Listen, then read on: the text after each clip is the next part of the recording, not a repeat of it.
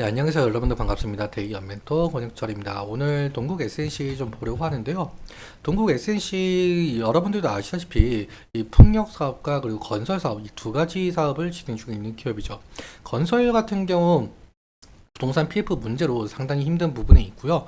그런데 이 풍력 사업까지 좀 힘들어질 수가 있다라는 내용 오늘 이렇게 말씀을 드리려고 합니다. 풍력이라고 한다면 사실 신재생 에너지로 속해 있는데 여러분들이 아시다시피 만약에 이 트럼프가 당선이 된다고 한다면 신재생 에너지 쪽에 대해서 모멘텀이 상당히 약해지죠. 오늘 한국 시간 새벽에 이 바이든이 대통령 후보를 사퇴했다고 하는데요. 그래서 트럼프가 더욱더 당선이 될 확률이 높아졌습니다. 그래서 이 트럼프의 공약 말씀드리려고 하고요. 그리고 여러분들께서 이 동국 SNC에 대해서 좀 궁금하신 점이 있다면 꼭 댓글 남겨주셔가지고요. 제가 그 댓글 읽어보고 궁금증 해결해 드리도록 할 테니까 댓글 남겨주시면 정말 감사할 것 같습니다.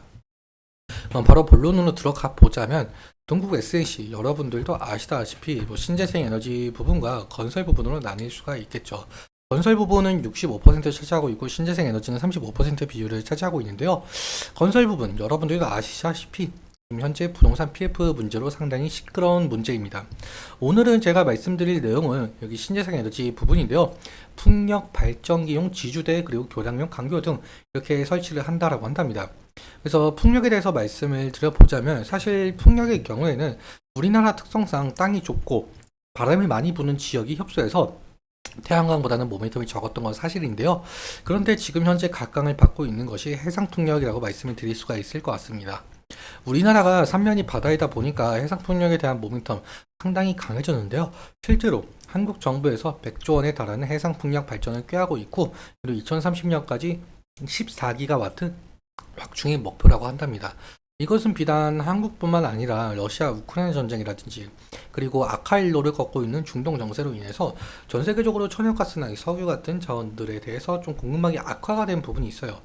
그래서 신재생 에너지 쪽이 좀 부각을 받기 시작을 했고요. 이 중에서 해상풍력 발전을 하는 나라가 상당히 많아졌습니다. 이러한 모멘텀이 있었다라고 생각을 해주시면 될 것 같고요. 또 다른 한 가지가 더 있는데 AI 산업 발달로 인해서 부족해진 이 전력 인프라망 그 전력 부족 현상을 좀 타파하기 위해서 해상풍력 붐이 일어났는데요. 왜 해상풍력 붐이 일어났냐면은 비교적 다른 신재생 에너지에 비해서 발전 단가가 더욱더 싸고 친환경적이라서 라고 한답니다. 그렇기 때문에 신재생 에너지, 해상풍력에 대한 모멘텀이 상당히 올라갔었다라고 볼 수가 있겠고 그런데 신재생 에너지 쪽에 대한 모멘텀이 꺾일 가능성이 생겼죠. 바로 트럼프 당선 확률 상승인데요. 오늘 한국 시간 새벽에 바이든이 대선 후보 전격 사퇴를 발표했습니다. 해리스에게 승계를 했다라고 하는데 해리스 같은 경우는 현재 부통령을 수행 중에 있고요. 민주당 소속이죠. 그러니까 부통령과 민주당 소속이기 때문에 이 바이든의 공약과 좀 상당히 비슷하다라고 볼 수가 있을 것 같습니다. 지금 현재 해리스 대 트럼프로 나뉘고 있다라고 하는데 사실 트럼프를 좀 이기기에는 쉽지 않아 보이고 있어요. 이 사진 여러분들 보셨을 거라고 생각이 들고 있는데 미국 역사에 남을 사진이라고 평가를 받고 있는 상황입니다. 트럼프가 총격 피습을 당했을 당시에 찍힌 사진인데 아무튼 현재 미국의 경우 이 트럼프는 신이 선택한 대통령이다 라고 할 정도로 트럼프 신드롬에 놓여 있는 상황이죠. 그만큼 영향력이 상당해서 당선이 될 가능성이 상당히 높은데요. 그다음에 우리는 이제 트럼프 시대를 맞이할 가능성이 커지니까 그에 맞춘 전략도 필요하겠죠.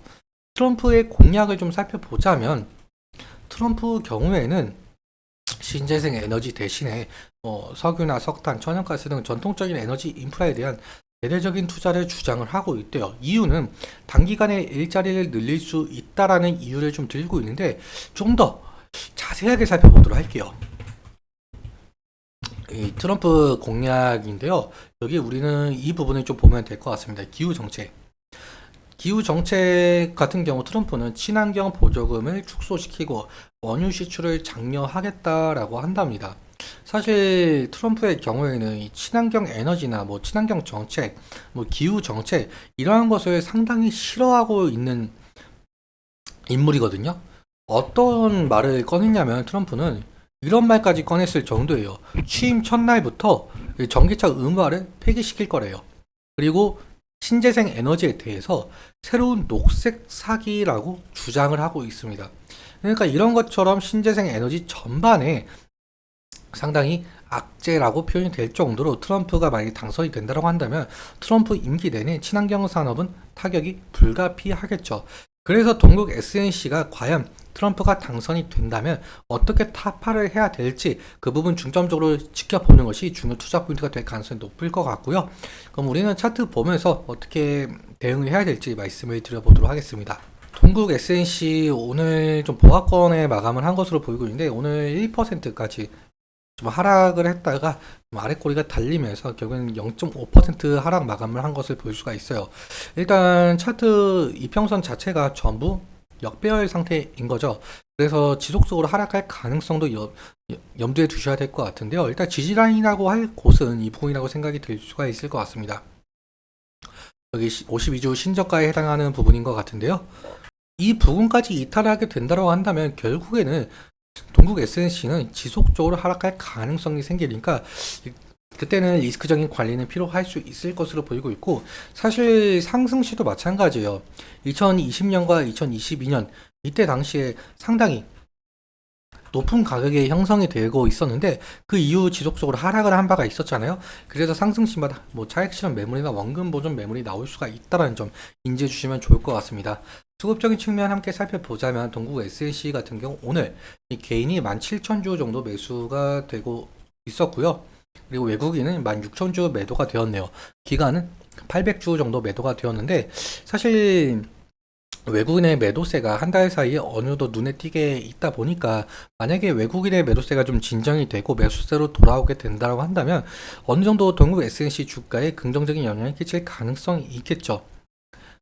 이러한 점 염두해 주시면 좋을 것 같고, 마지막으로 좀 정리해서 말씀을 드려보자면 동국 SNC 과연 트럼프의 정책에 대해서 어떻게 타파를 해야 될지 그 부분 눈여겨보는 것이 중요할 것 같습니다.